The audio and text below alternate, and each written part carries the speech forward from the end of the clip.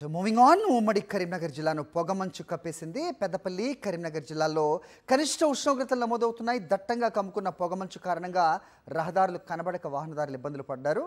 ప్రమాదాలు జరుగుతాయన్న భయాందోళనతో ప్రయాణించాల్సిన పరిస్థితి ఏర్పడింది. మంథనిలో తెల్లని పొర కమ్ముకోవడంతో వాతావరణం విభిన్నంగా కనిపించింది. ఇళ్ల పైకప్పులు, రహదారులు, వాహనాలు మంచు పొగతో కమ్ముకుపోవడంతో ప్రజలు ఆశ్చర్యానికి గురవుతున్నారు. గజగజ వణికించే చలికి భయపడి చాలామంది ఇళ్ల నుంచి బయటకు రాని సిచ్యువేషన్. కరీంనగర్ జిల్లాలో పంజా విస్తున్న చలి పులిపై మా కరెస్పాండెంట్ రమణ మరిన్ని వివరాలు ఇస్తారు. కరీంనగర్ నగరాన్ని చలి వణికిస్తుంది. ప్రస్తుతం మనం చూస్తున్నాము. మనము కరీంనగర్ హైదరాబాద్, కరీంనగర్ వరంగల్ను కలిపే మానేరు బ్రిడ్జి పైన ఉన్నాము. ఈ బ్రిడ్జి పై నుంచి వెహికల్స్ వెళ్తున్న దృశ్యాలను మనం చూస్తున్నాం. అయితే ఇప్పుడు ప్రస్తుతం మనం చూస్తే ఇప్పుడు సమయం నేను మీకు చూపించే ప్రయత్నం చేస్తా. సమయం 6:20 అయింది, 6 గంటల 20 నిమిషాలు. కానీ పొగమంచుకు మొత్తం లైట్లు వేసుకొని ఇంకా వాహనదారులంతా కూడా ప్రయాణించాల్సిన పరిస్థితి మనకు కనిపిస్తుంది. ఏ వాహనం చూసినా లైట్ వేసుకోకుంటే మొత్తం దారి కనిపించని పరిస్థితులు మనం చూడవచ్చు.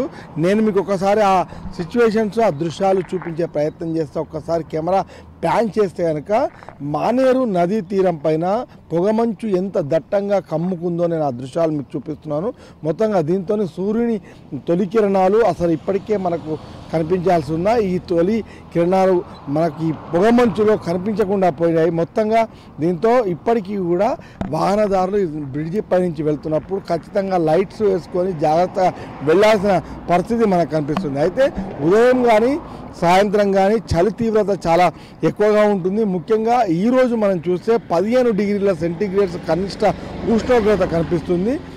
ఇది ఉదయం 11-12 గంటల వరకు, దాదాపు మధ్యాహ్నం వరకు 28 డిగ్రీల వరకు చేరే అవకాశం ఉంది. అయితే ఈ కనిష్ట ఉష్ణోగ్రతలు అనేటివి మరికొద్ది రోజుల్లో ఇంకా కూడా పెరిగే అవకాశం ఉంది. కాబట్టి ఖచ్చితంగా ఈ చలికి జాగ్రత్తలు తీసుకోవాలని చెప్పేసి డాక్టర్లు కూడా చెప్తున్న పరిస్థితి. ముఖ్యంగా వాతావరణ పరిస్థితుల్లో కొంత ఫ్లక్చుయేషన్స్ కూడా మనం చూడవచ్చు. గతంలో చలి తీవ్రత ఇంత కనిపించలేదు. అదే సమయంలో మళ్ళీ మధ్యాహ్నానికి ఉక్కపోత వంటివి కూడా మనం చూస్తున్నాం. ఈ క్రమంలో కొంత వాతావరణంలో ఫ్లక్చుయేషన్స్ ఉన్న నేపథ్యంలో ప్రజలు కూడా ఆరోగ్యం పట్ల జాగ్రత్తగా ఉండాలని చెప్పేసి డాక్టర్లు సూచిస్తున్నారు.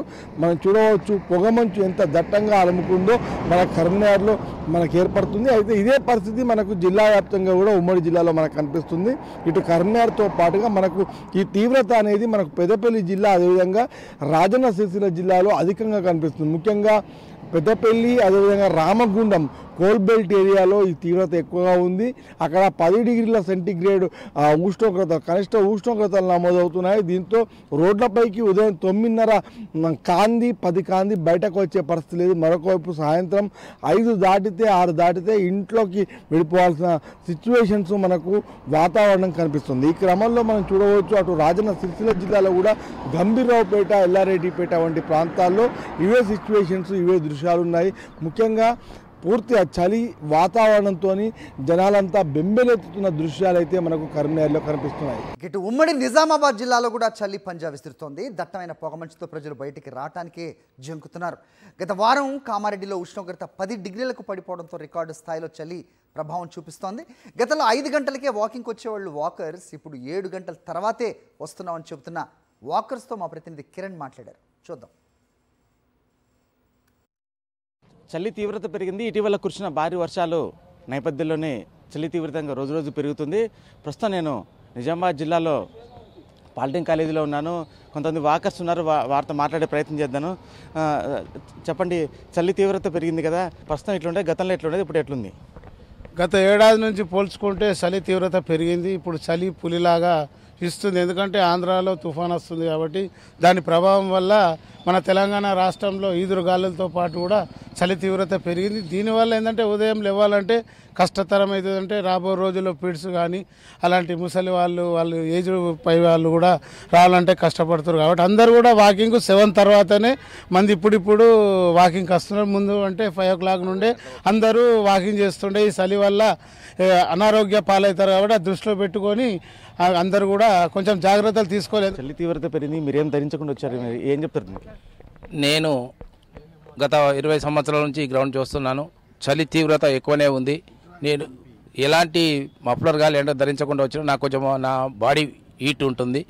ఇక్కడికి వచ్చిన తర్వాత తెలుస్తుంది ఖచ్చితంగా సురక్షితంగానే రావాలని. ఎవరైనా సరే సేఫ్టీగా మఫ్లర్ కానీ స్వెటర్ కానీ ధరించి రావాలి. ఉదయం 7 గంటల తర్వాతనే వాకింగ్ స్టార్ట్ చేయాలి. సూర్యోదయం వచ్చినప్పుడు తర్వాతనే వాకింగ్ చేస్తే బాగుంటుంది.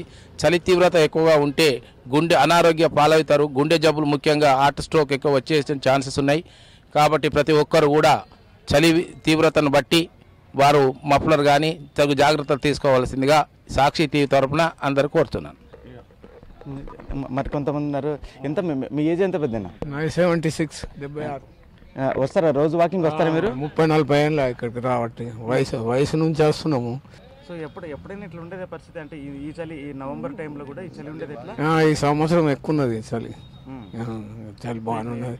మొన్నటిదాకా ఇంకా ఎక్కువ ఉండే 8-9% ఉండే కానీ ఇప్పుడు 17 దాకా ఉష్ణోగ్రతలు 17 దాకా. గతంలో చలి ఎలా ఉండేది, ఇప్పుడు ఎలా ఉంది?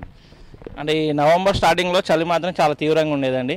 ఈ మధ్యకాలంలో పక్క రాష్ట్రాల్లో తమిళనాడు, ఆంధ్రాలో ఈ వర్షాలు వస్తున్నాయని చెప్పేసి దీని ప్రభావం వల్ల కొంచెం తగ్గింది ఇప్పుడు. అంటే గతంలో కంటే ఈ నవంబర్ స్టార్టింగ్లో కంటే ఇప్పుడు చాలా తగ్గింది. అంటే ప్రజలు కూడా చాలా జాగ్రత్త వహిస్తున్నారు. మేము 5:30-6 గంటలకు ఇట్లా వచ్చేవాళ్ళము. అప్పుడు చాలా ఎక్కువగా చలి ఉండేది. దానివల్ల చేతులన్నీ కూడా తిమ్ముళ్ళు వచ్చాయి. పెద్ద వయసు వాళ్ళకు, చిన్నపిల్లలకు కూడా చాలా ఇబ్బంది అయ్యేది. ఇప్పుడు కొంచెం తగ్గింది కాబట్టి ఈ వర్షాల కారణం వల్ల కొంచెం బెటర్గానే ఉంది. సరే, ఈ వెదర్ చేంజ్ వల్ల ఆరోగ్య సమస్యలు కూడా రావచ్చు. అంటే చలి ఎక్కువ అయ్యి తక్కువ అవటము, లేకపోతే వర్షాలు రావటం, దీనివల్ల కూడా చిన్నపిల్లలు కావచ్చు, పెద్దవాళ్ళు కావచ్చు, కొందరికి హార్ట్ స్ట్రోక్ రావచ్చు. ఇక రకరకాల సమస్యలు అయితే వస్తాయి. దీనివల్ల కొంచెం జాగ్రత్తలు వేస్తే బాగుంటుందండి. ఇటీవల ఉమ్మడి జిల్లాలో చూసుకున్నట్టయితే కామారెడ్డిలో ఉష్ణోగ్రతలు పూర్తిగా తగ్గిపోయినటువంటి పరిస్థితి. వైద్యులు ఒకటే చెప్తున్నారు, మఫ్లర్స్, జాకెట్స్ ధరించి కూడా రావాలని, తగు జాగ్రత్తలు తీసుకోవాలని కూడా వాతావరణ శాఖ హెచ్చరించినటువంటి పరిస్థితి.